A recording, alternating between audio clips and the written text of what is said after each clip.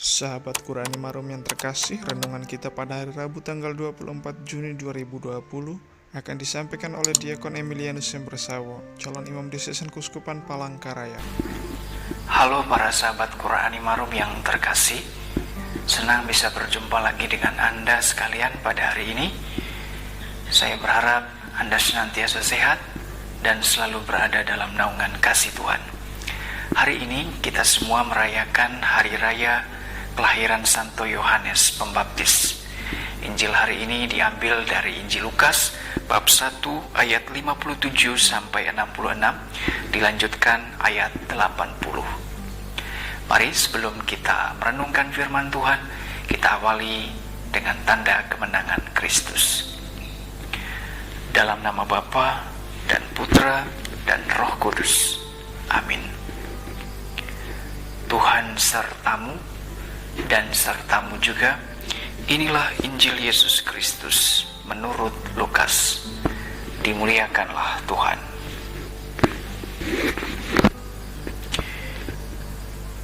Kemudian genaplah bulannya bagi Elisabet untuk bersalin, dan ia pun melahirkan seorang anak laki-laki. Ketika tetangga-tetangganya serta sanak saudaranya mendengar bahwa Tuhan telah menunjukkan rahmat-Nya yang begitu besar kepadanya, bersukacitalah mereka bersama-sama dengan dia. Maka datanglah mereka pada hari yang ke-8 untuk menyunatkan anak itu, dan mereka hendak menamai dia Zakaria menurut nama bapaknya. Tetapi ibunya berkata, "Jangan, ia harus dinamai Yohanes." Kata mereka kepadanya, "Tidak ada di antara sanak saudaramu yang bernama demikian."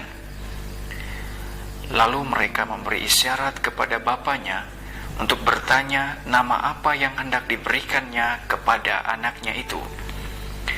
Lalu ia meminta batu tulis, lalu menuliskan kata-kata ini, "Namanya adalah Yohanes."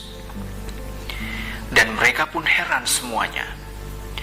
Dan seketika itu juga terbukalah mulutnya dan terlepaslah lidahnya. Lalu ia berkata-kata dan memuji Allah. Maka ketakutanlah semua orang yang tinggal di sekitarnya, dan segala peristiwa itu menjadi buah tutur di seluruh pegunungan Yudea. Dan semua orang yang mendengarnya merenungkannya dan berkata, "Menjadi apakah anak ini nanti? Sebab tangan Tuhan menyertai dia." Adapun anak itu bertambah besar dan makin kuat rohnya, dan ia tinggal di padang gurun sampai kepada hari ia harus menampakkan diri kepada Israel. Demikianlah Injil Tuhan. Terpujilah Kristus. Para saudara-saudari yang terkasih, setiap orang tentu memiliki panggilan hidupnya masing-masing. Hari ini dalam bacaan pertama, kita mendengar bagaimana Nabi Yesaya menggambarkan pengalaman panggilannya untuk menjadi seorang nabi. Ia menyadari bahwa Tuhan memanggilnya untuk menjadi seorang nabi sudah sejak dalam kandungan ibunya, dan kepadanya diberikan tugas untuk membawa bangsa Israel untuk semakin dekat dengan Allah. Apa yang digambarkan oleh Nabi Yesaya tersebut memiliki kemiripan dengan rencana Tuhan yang terjadi dalam diri Yohanes Pembaptis. Kelahiran Yohanes Pembaptis menjadi tanda bahwa Tuhan tidak pernah meninggalkan orang yang senantiasa percaya dan menaruh harapan padanya. Yohanes menjadi tokoh yang istimewa pada zamannya. Ia dipanggil Tuhan untuk menjadi utusan Allah sudah sejak dalam kandungan ibunya. Bahkan sudah direncanakan oleh Allah jauh sebelum itu. Sesuai dengan namanya, Yohanes menjadi tanda kehadiran Allah yang berbelas kasih. Yohanes itu artinya Tuhan berkenan atau Tuhan berbelas kasih. Dan itu menjiwai seluruh perjalanan hidup Yohanes Pembaptis sebagai seorang nabi Allah yang maha tinggi. Ia dengan sekuat tenaga mengajak orang-orang pada zaman itu untuk bertobat dan berbalik kepada Allah, percaya kepada Allah. Dan seruan kenabiannya sungguh-sungguh mempersiapkan jalan bagi Yesus, Sang Fajar kehidupan.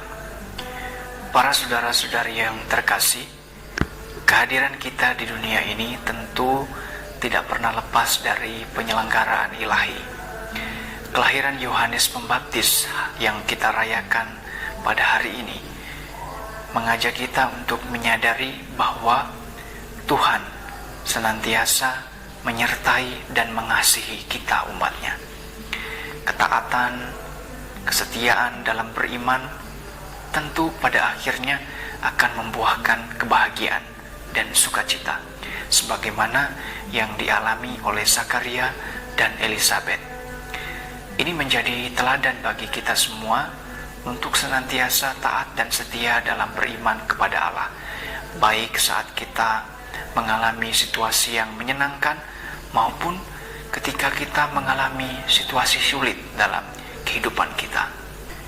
Selain itu, kita juga diajak untuk menjadi seperti Yohanes secara kecil-kecilan, atau menjadi nabi-nabi kecil dalam kehidupan kita, yaitu dengan membawa pembaharuan ke arah yang positif, baik bagi diri kita sendiri maupun bagi sesama kita, lingkungan sekitar kita. Sebagaimana Yohanes itu menjadi utusan Allah untuk mewartakan Tuhan yang berbelas kasih, kita juga melalui panggilan hidup kita masing-masing diajak untuk menjadi utusan Allah.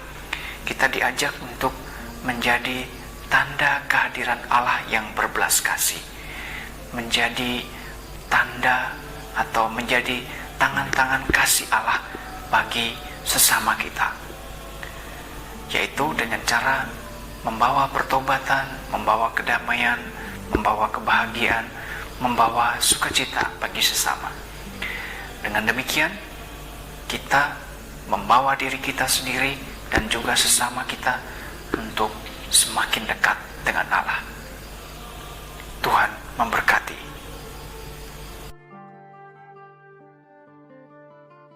Terima kasih telah mengikuti renungan bersama Qur'ani Marum. Jangan lupa dukung terus channel ini dengan memberikan like, comment, share, and subscribe.